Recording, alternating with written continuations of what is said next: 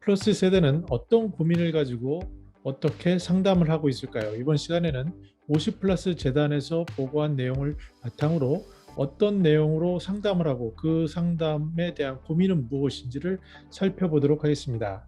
안녕하세요. 저는 시니어 라이프 비즈니스를 연구하는 최학입니다. 먼저 세대 구간별로 관심사를 나타나는데요.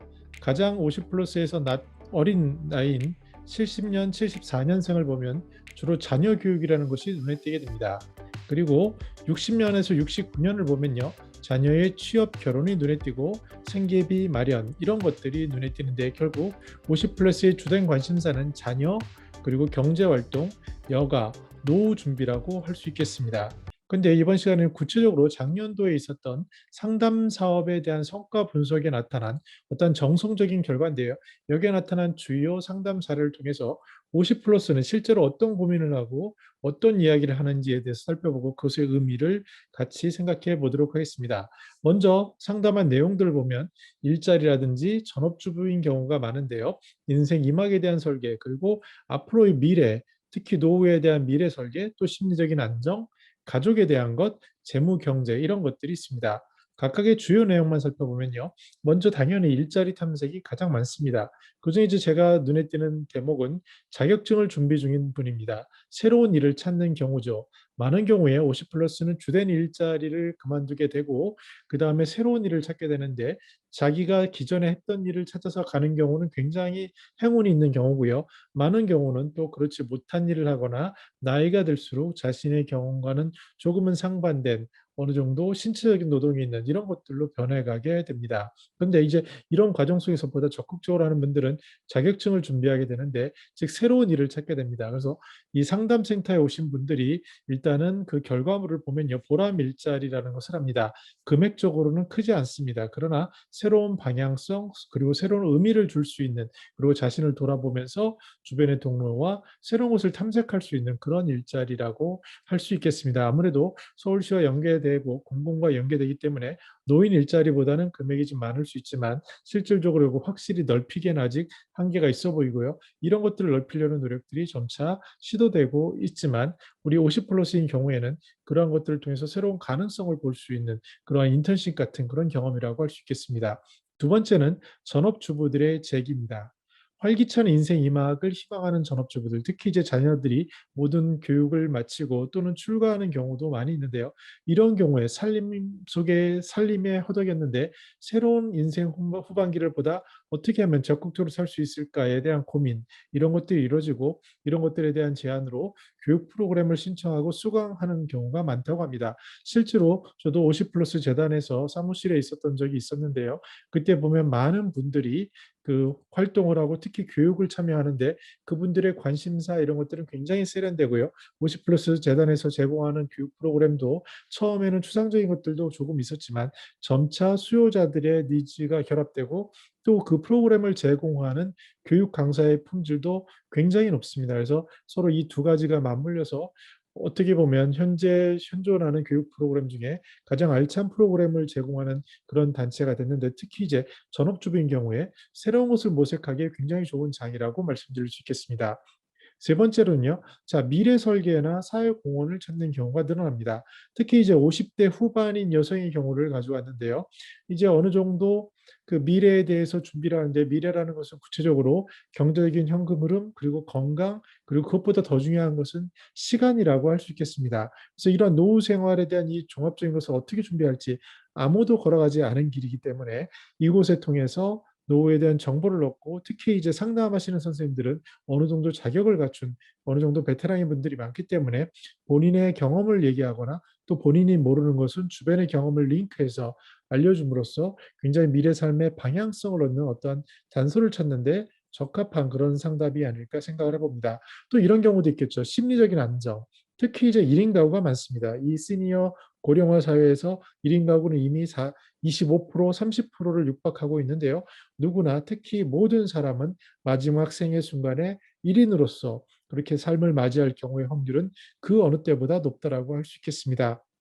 따라서 점차 늘어나는 이제 1인 가구들인데 그중에 이제 눈에 띄는 현상은 저 같은 또래도 보면 50대지만 아직 미혼인 친구들이 몇 있습니다. 이런 것을 어떻게 보면 추세라고 할 수 있고요. 특히 이제 1인 가구 미혼 여성인 경우에 어떠한 이제 관계성에서 나오는 소외감 이런 것들을 어떻게 회복할 것인지에 대한 그런 상담이 있고 그런 것들은 운동이라든지 아니면은 적정한 수준의 공공 근로를 통한 활동으로 활력을 찾는 그런 경우를 볼 수 있습니다.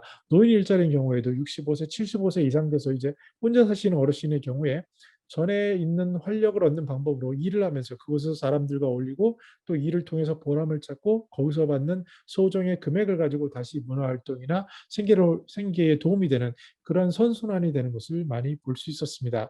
끝으로 가족과 재무, 경제에 대한 고민 상담도 있습니다. 이런 사례가 있는데요. 혼자 사는 노모를 둔 50대 가정, 굉장히 흔한 일일 수 있습니다. 뭐 저 같은 경우도 저희 어머님이 이제 혼자 사시는데 그러면 홀로 사시는 어머님에 대해서 부양 문제가 생기죠. 아무래도 어르신이 경제적으로 자산을 많이 가졌건 그렇지 않건 간에 그 건강 문제가 발생하게 되면요. 돌봄의 문제가 생기고 돌봄의 문제가 생기면 그 외에 여러 가지 문제들이 수반되게 됩니다. 제가 아는 지인의 경우에는 양가 부모님 모두 돌봐야 되는데 그러니까 친정의 아버님, 어머님 그 본인의 아버님, 어머님 이렇게 네 분을 모시게 되는데 굉장히 그 얘기를 들어보면 참혹합니다.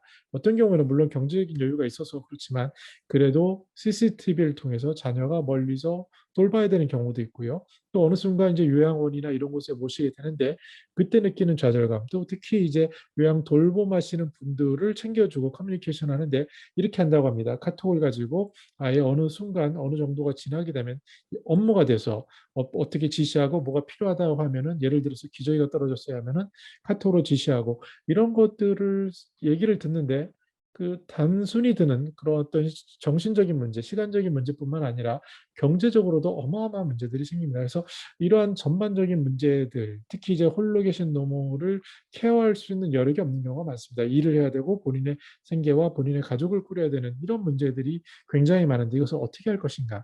여기에 대해서 누구한테 물어보면 가장 확실할까요?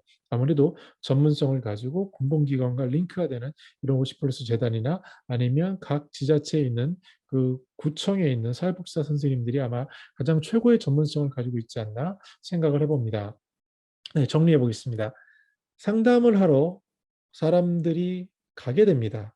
심지어 저 같은 유튜버에게도 한 달에 두세 건 정도 상담이 옵니다. 물론 그 굉장히 대기업이나 초인류 기업에서도 오기도 하고 또 어마어마한 1,000억대 이상의 자산가가 연락이 오기도 하고 그렇지만 실제로 사회의 초년생이나 새로운 기업을 하겠다는 분들도 찾아옵니다. 근데 제가 한 가지 느끼는 공통점이 있습니다. 본인의 문제에 대해서 검색을 통해서 뭔가를 물어보겠다고 하는 기관이나 사람인 경우에는 그분들 자체가 벌써 준비가 돼 있고 그분들 자체가 굉장히 뛰어난 분들일 수 있습니다. 마찬가지로 50 플러스 센터라는 것을 캠퍼스라는 걸 들어보고 그곳을 찾아가서 당신보다 더 조금 더 아는 그런 상담사에게 자기의 얘기를 속 얘기를 하고 그 고민을 들어보겠다고 하는 분들은 이미 성공에 그 자기가 가진 문제를 해결할 수 있는 기반을 갖고 있다라고 할 수 있겠습니다. 그럼 거기에 갔을 때 들어주는 것은 그분들의 이야기를 들어주고요. 또 그분들의 이야기를 공감하는 겁니다. 그리고 더 중요한 것은 그 50 플러스 재단이나 이런 곳에 쌓여진 인프라나 데이터를 가지고 보다 적합한 곳에 연결을 하는 그런 기능을 하게 됩니다. 그러면 처음으로 인생의 노년을 맞게 되는 특히 이제 인생 2막을 맞게 되는 대부분의 우리 시니어들은 어떻게 해야겠습니까? 처음 걷는 길은요. 누군가 선배로부터 벤치마킹을 하거나 그것을 어떻게 하면 좋을지를 배워야 할 필요가 있습니다. 그래서 그 배움을 하기 위해서 첫 번째로 두드려야 할 곳으로 저는 50 플러스 재단의 상담센터 또는 각 지자체의 그 동사무소 전에 주민자치센터에 있는 사회복지사 선생님 또는 그 시니어 클럽이라고 있습니다. 일자리를 굉장히 활력적으로 하는데 제한은 있지만 비록 60세 이상부터 이렇게 다뤄야 되는 제한이 있지만 만약 60세가 넘으셨다면 그런 곳 또는 복지관에 계신 분들 굉장히 바쁘고 굉장히 많은 사람을 돌보기 때문에 여력이 없는 분들이면 분명합니다. 그러나 누군가 당신보다 조금 더 많은 정보를 알고 그런 사람들을 연결할 수 있는 그런 자질과 정보가 있고 네트워크 있는 사람이라면 그분에게 자신의 얘기를 얘기하고 그곳에서 솔루션을 찾는 것은 굉장한 도움이 됩니다.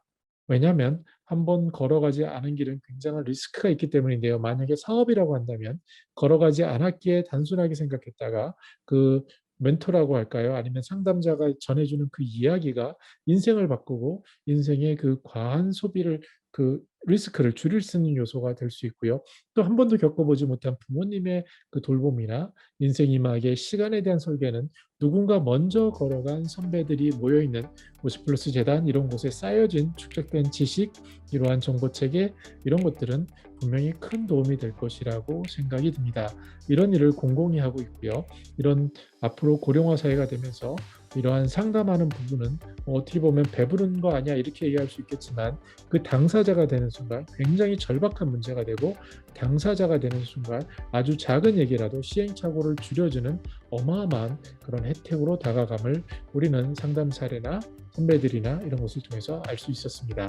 네, 저는 더 나은 시니어 삶 공동체를 연구합니다. 감사합니다.